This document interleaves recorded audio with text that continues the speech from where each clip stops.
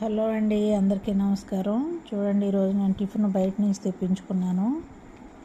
చేసే ఓపిక లేక పరోటా అలాగే ఒక మసాలా దోశ తెప్పించానండి.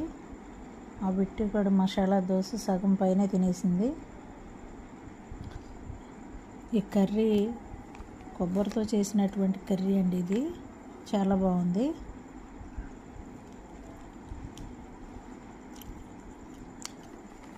ఇందులో ఎలాంటి ఆలుగడ్డ కానీ ఏమి వేయకుండా ఓన్లీ కొబ్బరి పాలతో చేశారండి. ఇది కర్రీ పచ్చి కొబ్బరి తురుము అండ్ పాలతో చేసినట్టుంది. కర్రీ చాలా బాగుంది టేస్ట్. దీనికి చూడండి, ఒక ఆనియన్